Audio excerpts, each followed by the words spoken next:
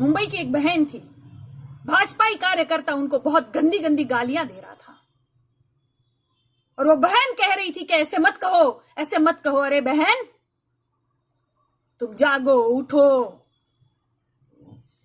अपनी लड़ाई लड़ो, ऐसे लोगों का सर कुचलो, क्योंकि ये लातों के भूत है, ये बातों से नहीं मानने वाले। ये 2% के लोग किसी की इज्जत नहीं करेंगे।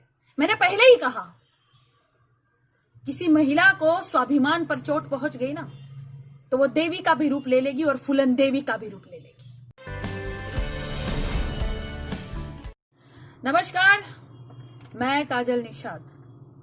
सबसे पहले सभी को नागपंचमी की हार्दिक शुभकामनाएं और हमारी वीरांगना, भारत की पहली क्रांतिकारी महिला, विश्व की चौथी क्रांतिकारी महिला, दस्यु सुंदरी, ऐसी हमारी वीरांगना बहन फूलन देवी जी के शहादत पर शत शत नमन व विनम्र श्रद्धांजलि।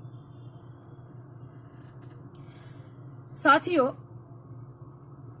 फूलन देवी सही मायने में एक देवी थी। जिस देवी को हम दुर्गा के रूप में, काली के रूप में, महालक्ष्मी और सरस्वती के रूप में छवियों में और मूर्तियों में ढूंढते हैं ना, असली जीवन में तो फूलन देवी ही वो देवी थी। पर उसे जल्दी कोई देवी मानने को तैयार नहीं होगा। प्रतिष्ठ मैगजीन है उनको दस्यु सुंदरी के रूप में, देवी के रूप में भले ही बोल दे, लेकिन कुछ लोग ये सोचते हैं कि वो तो मल्लाह जात की और निषाद जात की थी, शूद्र जात की बेटी थी, उसको देवी के रूप में हम कैसे पूज सकते हैं। और इसीलिए तो वो दबी कुचली सहमी अबला नारी को फिर सबला का रूप धारण करना पड़ा था। और कैसे करना पड़ा था, कितना कुछ बीता था उन पर।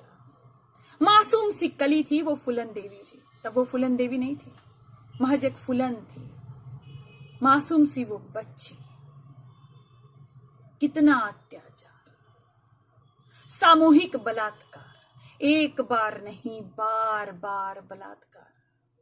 कितना दर्द सहा उन्होंने, इतना दर्द, इतना अपमान, इतनी तकलीफ झेलने के बाद भी वो न डरी, न मरी, न झुकी, न हारी। अपने आप को साबित किया। किसी ने कहा है ना कि महिलाओं की आंखों में आंसू होते हैं, आंचल में दूध होता है। ये बिल्कुल अबला नारी होती है। नहीं, फूलन देवी ने इस बात से मना किया, सबको जगाया कि नहीं, नारी सिर्फ अबला नहीं होती है। अत्याचार हो, उनके साथ अन्याय हो, तो वो क्रांतिकारी भी बन सकती है। वो नारी वहां से उठी, वहां से निकली। देखो कैसे सब अत्याचारियों को लाइन में खड़ा करके गोलियों से भुना उस बहन ने। अपने साथ हुआ अत्याचार का उसने बदला लिया। वो झुकी नहीं, वो डरी नहीं, वो मरी नहीं, वो हारी नहीं।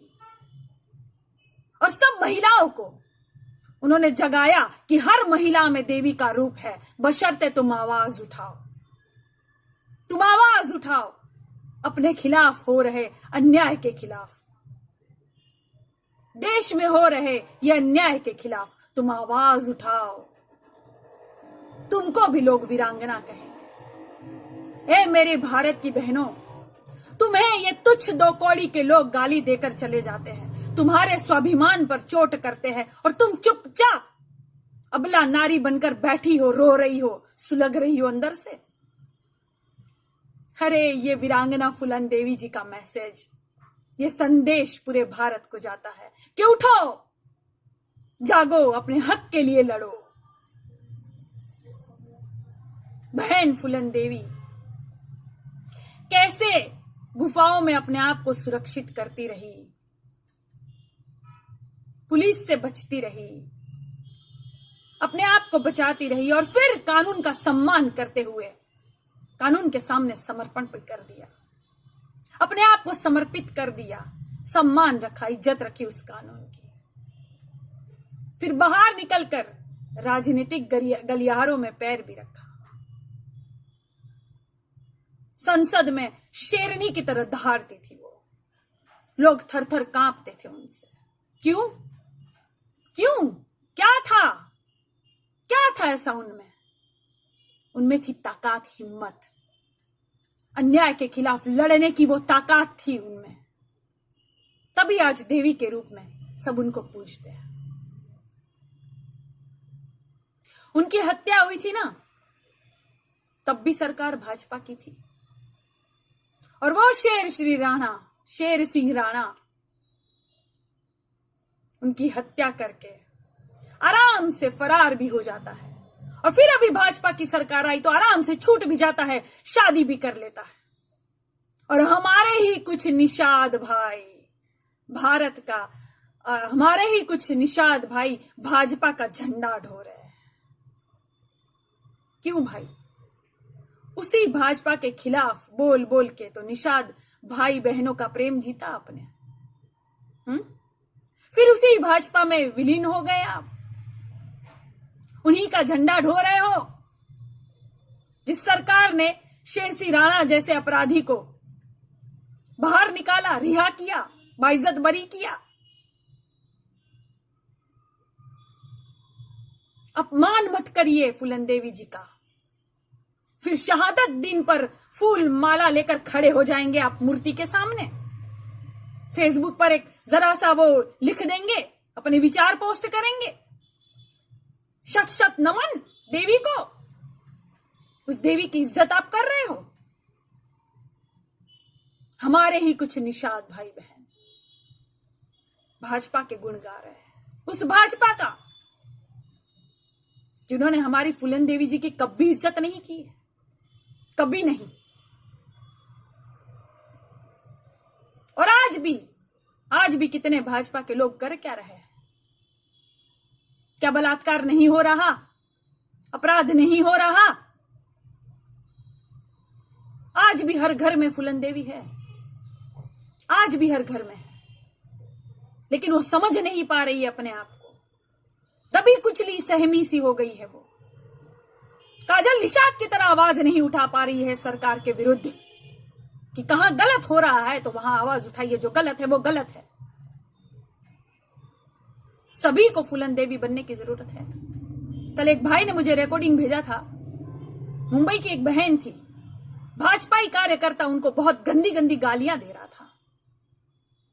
और वो बहन कह रही थी कि ऐसे मत कहो, ऐसे मत कहो। अरे बहन, तुम जागो, उठो, अपनी लड़ाई लड़ो, ऐसे लोगों का सर कुचलो। क्योंकि ये लातों के भूत है, ये बातों से नहीं मानने वाले। ये 2% के लोग किसी की इज्जत नहीं करेंगे। मैंने पहले ही कहा, किसी महिला को स्वाभिमान पर चोट पहुंच गई ना, तो वो देवी का भी रूप ले लेगी और फूलन देवी का भी रूप ले लेगी।